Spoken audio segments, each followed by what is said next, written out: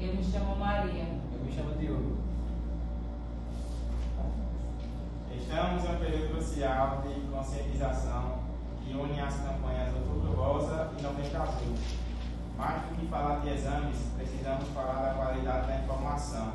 O tema do nosso podcast de hoje é câncer de mama e próstata, a luta pela prevenção e o combate à desinformação.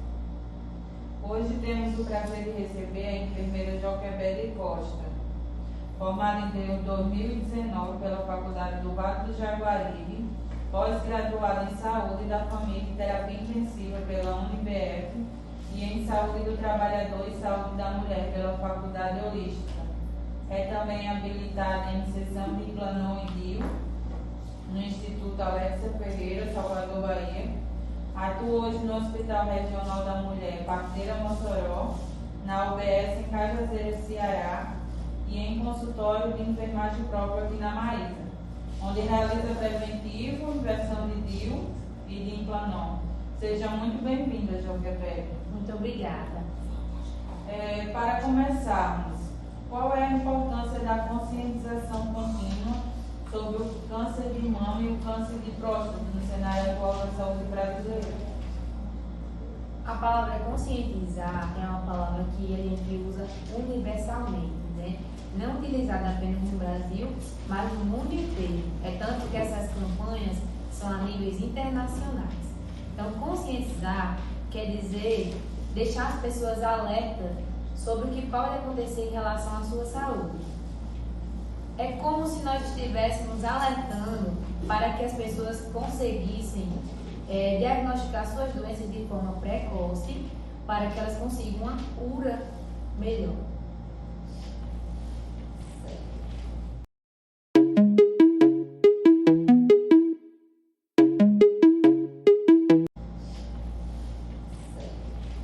Câncer de mama. Joquebede, quais são os métodos do rastreamento mais eficazes para o câncer de mama? A partir de qual idade a mamografia se torna um exame essencial? E o que o autoexame pode e não pode detectar? Em primeiro lugar, é mais fácil está o autoexame. Por quê? Porque o autoexame ele é feito através do toque. Qualquer pessoa pode fazer o autoexame, porque é em si mesmo, né? É a parte do seu corpo.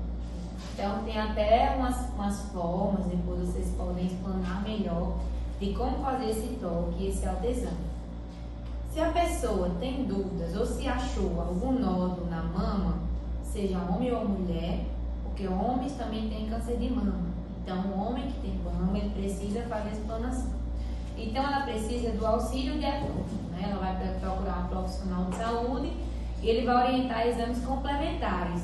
Que exames são esses? Tanto tem a ultrassom, como tem a mamografia. E a mamografia, ela serve como rastreamento, ou seja, nós rastreamos, identificamos ou de forma precoce, ou até mesmo se a pessoa tem algum nódulo ou não. Então, a partir dos 40 anos já é indicado o exame de mamografia, mas obrigatoriamente a partir dos 50 anos. É indispensável, certo? O exame de ultrassom também é um exame complementar muito preciso. Então, tudo vai depender de qual vai ser o método que vai ser utilizado. Mas, de todas as formas, os dois exames são importantes e um complementa o outro. Certo. E o câncer de próstata ainda é cercado de tabus? Muitos tabus que precisam ser desmitificados, né? O câncer de próstata, ele existe e ele é real. Muitos homens conseguem identificar de forma muito tardia. Nós também temos muitos exames que conseguimos fazer, né, a identificação de forma precoce, como os PSAs, a ultrassom também da próstata, mas também temos o exame do toque, que ainda existe um preconceito gigantesco contra esse exame, mas ele também é muito preciso. E sobre a prevenção geral? Além do rastreamento que é secundário, quais hábitos de vida são comprovadamente eficazes na prevenção primária desses dois tipos de câncer? Bom, a prevenção se dá na qualidade de vida, tanto na alimentação, como na forma física mesmo, cuidar do seu físico, fazer caminhadas, exercício, evitar maus hábitos, fumar, beber, cachaça excessivamente, né? Fazer uso de drogas, evitar doenças como obesidade, como a hipertensão, diabetes, se tiver fazer o controle. Não somente para os cânceres, mas para outras doenças também. Mas é muito importante ressaltar muito na alimentação. Hoje nós temos uma alimentação muito rica em uma coisa que se chama fast food, que são os lanches rápidos. E esses lanches, eles costumam ter um grande armazenamento de substâncias que são cancerígenas, como presunto, salsicha, linguiça. Então eu prego muito sobre isso. A alimentação é crucial, mas existem uns fatores também que são irreversíveis.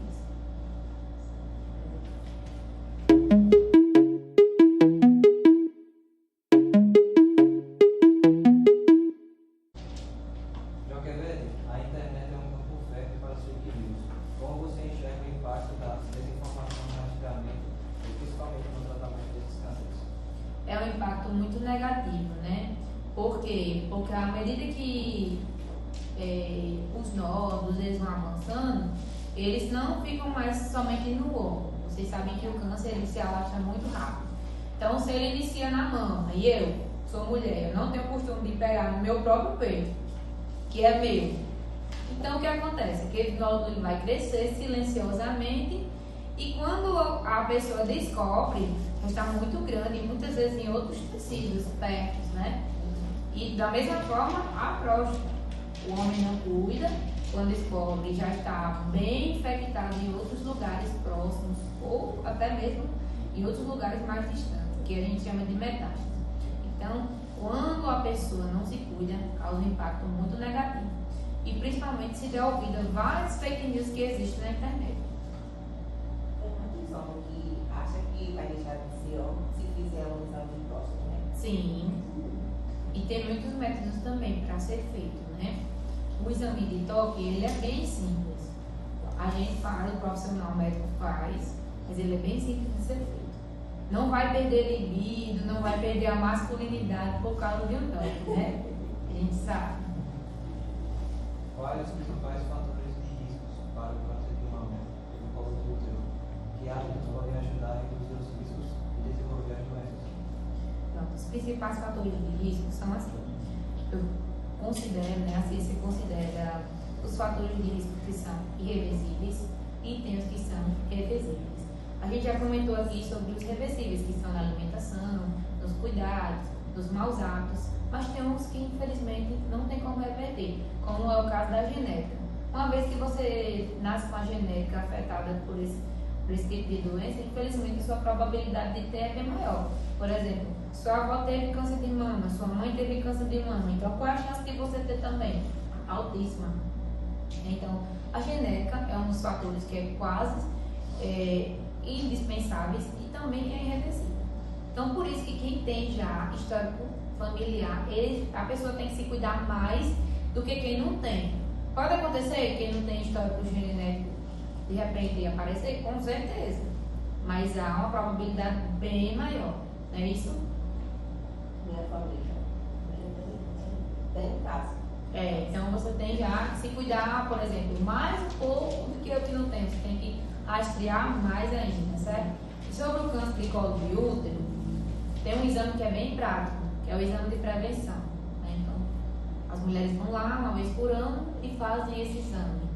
Então, a gente chama também de rastreamento, tanto ele como a mamografia, que é para identificar inicialmente. É como, vai prevenir não ter o câncer? Não. Se for para ter, vai ter, mas pelo menos vai identificar de forma precoce, né? Outro fator também que é irreversível é a idade. Mas os estudos já estão se modificando. É tanto que a mamografia, o SUS ofertava a partir dos 50 anos, mas eles indicavam a partir dos 40, mas não estava. E agora, esse ano, houve uma modificação na lei e a partir dos 40 anos o SUS já está liberando para as mulheres fazer sem nenhum protocolo a mamografia a partir dos 40 anos. Então a idade também é um fator que é irreversível. Geralmente A condição maior é a partir dos 40 anos, assim como os homens também em relação à próstata, a partir dos 50 anos. Mas os fatores que são modificáveis a gente pode sim estar controlando de forma melhor. Mito ou verdade? Reposição hormonal anticoncepcionais a longo prazo histórico familiar, genética, são fatores de risco? São fatores de risco. Infelizmente, nós temos uma sociedade de mulheres que é muito ligada aos anticoncepcionais, né? Principalmente aos de longa duração. Injeções hormonais, mulheres que fazem reposição hormonal também têm que ter esse cuidado. E aí, quando esses hormônios são usados por longas datas, eles sim aumentam os riscos dos fatores para o câncer de mama e também o câncer de colo de útero. Quais avanços no diagnóstico? Qual a idade para realizar o exame e quais sinais e sintomas observados? Bom, a idade é a partir dos 40 anos, mas, por exemplo, de repente, uma adolescente, ela sentiu um nódulo no peito, porque ela não tem 40 anos, ela vai deixar de fazer uma ultrassom? Não. A mamografia só pode ser feita a partir dos 40 anos. Menos que isso, a gente só vai conseguir usar a ultrassom, tá bom? E, sim, alguns cuidados precisam ser tomados. Primeiro cuidado, independente de existir ou não, qualquer outra coisa, a gente tem que fazer o toque, como eu já falei, né? Tem que fazer o toque. E aí, se aparecer algo no peito diferente, a gente tem que se atentar ainda mais. Como, por exemplo, o peito ficou vermelho, está inchado além do normal, apareceu uma nodulação, está saindo secreção pelo pícaro. Como essa secreção é purulenta, é avermelhada como sangue, então, sim, precisa ter sim uma atenção maior. Cura milagrosa. Qual é o maior risco de um paciente, após receber o diagnóstico, acreditar em um conteúdo sobre cura milagrosa ou em tratamento alternativos, sem comprovação científica? Existem casos de pacientes que abandonam a oncologia para seguir esses caminhos? É assim, o paciente, quando ele descobre um câncer, principalmente se ele for inicial, então ele sabe que ali os tratamentos oncológicos eles vão resolver, né? Mas a gente não pode desprezar as culturas que as pessoas têm. Nós orientamos a de forma alguma abandonar os tratamentos. Só que, por outro lado, a gente olha também aqueles pacientes que eles estão, por exemplo, com uma metástase muito avançada. Você pode até se colocar no lugar. Você está com uma metástase muito avançada e você está o que a gente chama de desenganado. Então, o que a pessoa faz? Ela vai apelar para a sua cultura, para a sua fé, para a sua religiosidade. E todas as pessoas, elas têm que ter direito a isso. É um direito das pessoas. Ter direito à sua cultura, o que você acredita. E eles vão se apegar àquilo ali, que é importante também para o seu tratamento. Mas, de forma alguma, abandonar o tratamento oncológico, medicinal, que é um tratamento importante. Tem pessoas que se apegam à fé, outras se apegam engarrafadas, inchadas, que para eles podem ser milagrosas. Mas na verdade a pessoa está procurando uma solução para resolver o seu problema. E a gente não pode, eu por exemplo, não posso, como profissional de saúde, ignorar isso, porque se trata da cultura das pessoas, né? Então sim, eu acredito sim que a cultura, a fé, as obras milagrosas, como eles acham, elas podem vir fortalecer o seu tratamento, podem trazer melhoria física, espiritual, e pode sim acontecer milagres, não sei, de acordo com a fé da pessoa. Tudo é possível, mas o tratamento ele não pode ser abandonado. Sempre que alguém descobre que está com câncer, muitos deles de repente vai a óbito porque se entrega rapidamente. Sim, a questão psicológica ela é muito forte. Tem pessoas que têm um psicológico tão forte que elas conseguem sobreviver mesmo a metástase de vários anos com ela, seguindo o tratamento e conseguem avançar. Mas como você está falando, tem pessoas que recebem o diagnóstico hoje e amanhã falecem, porque tem um psicológico um pouco mais frágil, né? Já tem outras incertezas de vida. Então sim, o psicológico ele pode impactar diretamente a sua saúde. Né?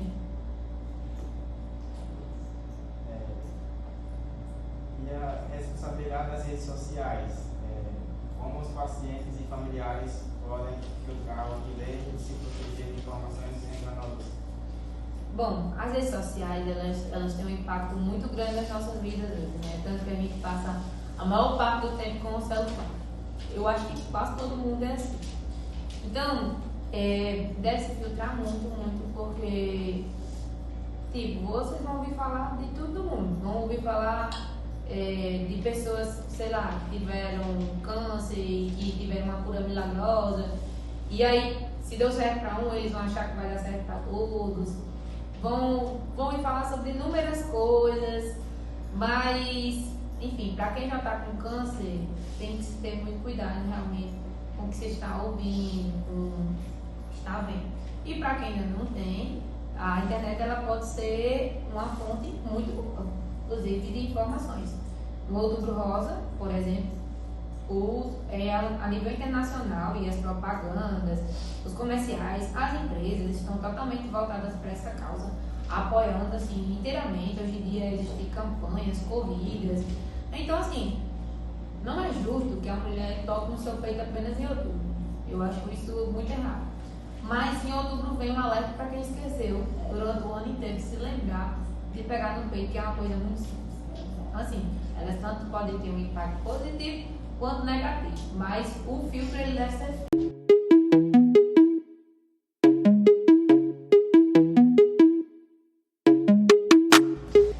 Mas hoje em dia são mais utilizados outros métodos, né? Que é o PSA e o exame de ultrassom.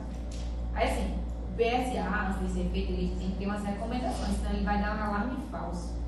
2 dias antes não pode estar andando em cima de moto, nem de carroça, nem de bicicleta, não pode fazer esforço, então isso tudo é muito importante, porque senão vai dar bem alterado, a gente vai se preocupar. Mas aí vem em contrapartida do exame de ultrassom para dar uma ajudinha. Mas a gente está falando a um nível geral, mas na nossa realidade tudo isso é bem difícil, sabe? Para um trabalhador rural chegar para fazer o exame de sangue no postinho demora uns dias, para fazer um ultrassom demora mais dias ainda.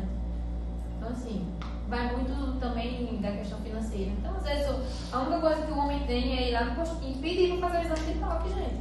Não tem nada demais. Pede para fazer, né? Porque às vezes tudo fica mais difícil. Mas se realmente não der, não sei, que às vezes a unidade básica é a nossa principal porta de entrada, é o posto de saúde. O que é que as pessoas sentem alguma coisa e procuram quem é mais perto? É o postinho. Ou pelo menos deve ser. Aí não sei se tem canto que não tem, profissional não gosta de fazer, não faz o toque, enfim. É uma complicação. É uma complicação que o tabu é tão grande da própria sociedade, como também para muitos profissionais, infelizmente. Isso atrapalha muito o trabalho. Mas faz parte. Mas assim, não tem visto, muito rápido. É verdade. Prevenção e tratamento. Joquebed, existe alguma dieta específica com alimentos que curam ou alimentos que causam? Se você vê-se sendo propagada de forma exagerada e que merece um alerta. Bom, como eu falei, né? A alimentação ela é crucial na nossa vida, para tudo. A alimentação, vida da terra, os alimentos naturais, eles são primordiais. Só que hoje a gente descasca pouco e desembala muito. Né? A gente come muito industrializado. E esses industrializados, como eu já tinha até falado anteriormente, eles são um problema para a nossa sociedade. Sim, eles são altamente cancerígenos. O que eu tenho para dizer para vocês é: se alimentem bem, comam frutas, legumes, cereais, e esqueçam um pouco essa indústria muito rica, né? Que a gente alimenta tanto. Às vezes até parece mais fácil, que é mais fácil você cortar uma salsicha ou uma linguiça que você chega do trabalho cansado. Ah, eu vou comer o que tiver pela frente e como, né? Mas também tem o ovo, que é muito fácil, né, gente? Vem da galinha. Sim, tem muitas coisas que a gente pode fazer uso, é só mesmo tentar melhorar. Quando você quer, você consegue e faz o jeito e dá certo. Tem também, assim, a gente fala da alimentação de uma forma muito geral, mas, gente, a alimentação hoje é muito cara, sabe? E outra coisa também, hoje em dia tudo é muito mídia, né? Se eu sou lá uma blogueira e eu estou mostrando lá que eu como frango todo dia, eu como carne todo dia, que eu estou malhando todo dia, que eu estou correndo todo dia, vai ter gente que não tenha, assim, um psiquiatra muito bom, né? E eles vão se sentir inferior porque ele não tem condições financeiras de ir para uma academia, de estar comendo ali seu franguinho todo dia, separadinho, bonitinho. Então eu digo, gente, vocês não vão sustentar esse tipo de mídia. É legal, absorve o que é bom para vocês, absorve. Mas não se espelhem totalmente, porque cada pessoa tem uma particularidade, né? Então, às vezes, a minha condição financeira não é a sua. Eu não tenho dinheiro para comer frango todo dia, mas eu tenho dinheiro para comer ovo, para comer batata, para comprar algo que seja mais barato, ou mesmo para plantar no meu quintal, que é muito fácil também de resolver. Então, assim, vai muito também da questão socioeconômica, mas a gente orienta a não comer industrializado, ou evitar o máximo. Na verdade, a conversa foi extremamente esclarecedora. Para fecharmos, qual é a mensagem mais importante que a senhorita deixa para o nosso público sobre prevenção, diagnóstico e principalmente sobre a busca por informação de qualidade? Pronto. Em primeiro lugar, a prevenção. Mulheres, se toquem e façam o seu exame de prevenção. Não deixe para depois. Faça todos os anos, o quanto você puder. Explanem ideias que sejam boas, informações sérias, convictas, tá? E cuidem de vocês. Vocês em primeiro lugar, sempre. E homens também, né? Homens também. Procurem fazer seus exames, colocar em dia. Não deixe para chegar mais na frente e ter várias complicações urinárias para resolver seu problema, não. Vamos cuidar da saúde enquanto é tempo.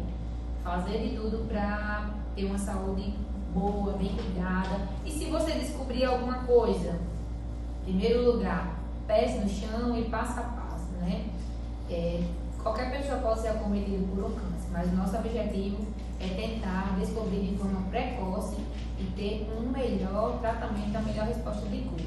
Então, vocês todos que estão aí nos ouvindo, se cuidem. Cuidem de vocês e se coloquem em primeiro lugar.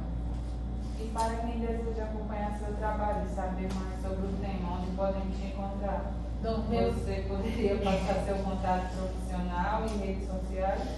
Claro que sim. O meu Instagram é doutora Joquebede Souza, com Z. Lá vai falar um pouco mais da parte de saúde da mulher, mas nós fazemos orientações também ao público geral, tá? Meu contato é 8494743594. Qualquer coisa vocês podem entrar em contato comigo. Atendo aqui na Maísa nas sextas da tarde, mas por agendamento. Lá eu faço preventivo, como você já tinha falado. Faço sessão de dia, inserção e retirada também de plano. E será um prazer também receber vocês, como vocês quiserem, e até mim. Mais uma vez, obrigado pela sua participação. E a você, ouvinte, obrigado por nos acompanhar e por ser agente de informação responsável.